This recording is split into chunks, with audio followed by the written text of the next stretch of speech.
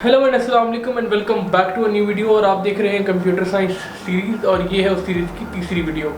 इससे पिछली वीडियोस में हमने ये डिस्कस किया था कि जो कोड आप लिखते हैं हाई लेवल लैंग्वेज में C++, जावा या पाइथन में, वो किस तरह से लो लेवल लैंग्वेज में कन्वर्ट होता है और आपके हार्डवेयर पे चलता है। हमने क्रॉस कंपेटेबिलिटी डिस्कस की थी, हमने कंपाइलर डिस्कस किए थे, असेंबलर डिस्कस किए थे, और इसके अलावा हमने बेसिकली ये एक कॉन्सेप्ट दिया था कि जो आपकी मशीन पे कोड चलता है वो 0 और 1 में होता है, लेकिन आप कोड 0 और 1 में नहीं लिख रहे होते। तो जो आपका हाई लेवल कोड है वो कंपाइल होता है असेंबली लैंग्वेज में, और असेंबली लैंग्वेज से फिर कन्वर्ट होता है लो लेवल लैंग्वेज में। तो ये हमने लास्ट वीडियो में डिस्कस किया था। इस वीडियो में हम ये डिस्कस करेंगे कि जो आपका डेटा है, फॉर एग्जांपल आपके तस्वीरें हैं या आपका कोई म्यूज़िक है या आपके कुछ भी डिजिटल डेटा है, वो कंप्यूटर में किस तरह से स्टोर होता है, क्योंकि इवेंचुअली डेटा 0 और 1 में ही स्टोर होता है।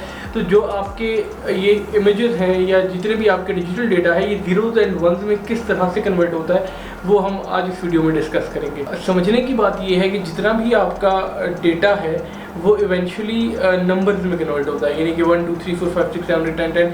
तो शुरू करते हैं। बात कुछ इस तरह से है कि मैं आपको कन्वर्जन नहीं सिखाऊंगा कि बाइनरी टू डेसिमल और डेसिमल टू बाइनरी कन्वर्जन किस तरह से होती है, क्योंकि इसके बहुत सारे मेथड्स और बहुत सारी वीडियोस ऑनलाइन ऑलरेडी एग्जिस्ट करती हैं जो कि आप जाकर देख सकते हैं।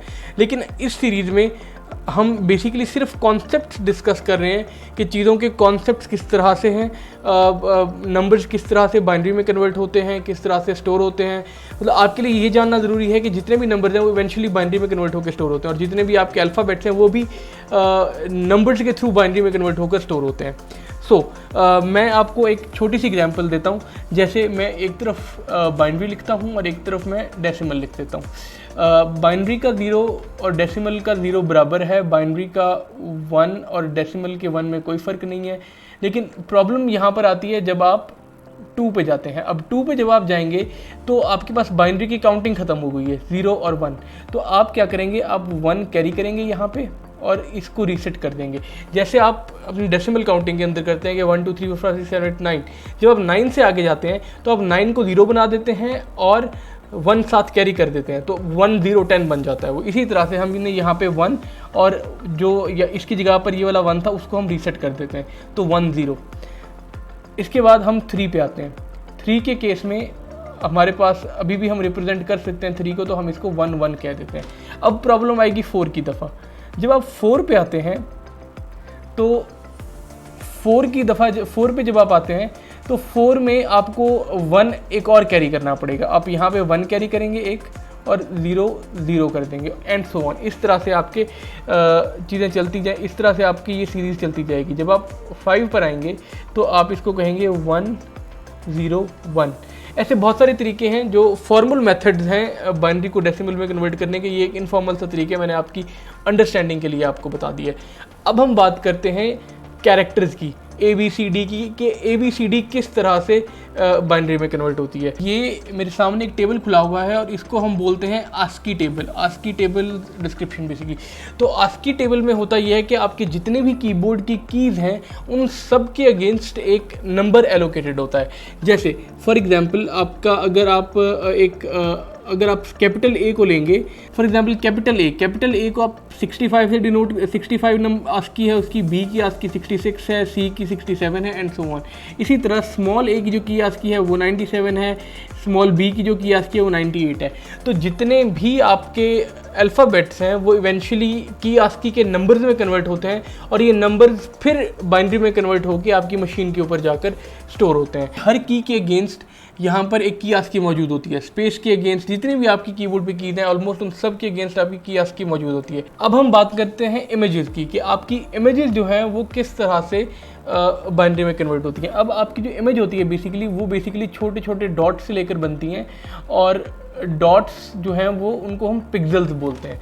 अब हर पिक्सल की एक RGB वैल्यू होती है, RG और B वैल्यू होती है। इसमें 255, 255 basically red green blue. Red की जो वैल्यू है वो भी 0 से लेकर 255 होती है, ग्रीन की भी जो वैल्यू है वो 0 से लेकर 255 होती है, और ब्लू की वैल्यू भी 0 से लेकर 255 होती है। अब पॉइंट ये है कि दुनिया में जितने भी कलर्स हैं वो रेड, ग्रीन और ब्लू के कम्बिनेशन से बने हुए हैं। जो बेसिक कलर्स हैं वो रेड, ग्रीन और ब्लू ही हैं। तो आप दुनिया का कोई भी कलर बना सकते हैं 0 से लेके 255 तक इनकी रेंजेस देकर। फॉर एग्जांपल 144, 254, 654 एक ये RGB जो है ये एक डिफरेंट कलर होगा। 100 ये एक डिफरेंट RGB का कलर होगा।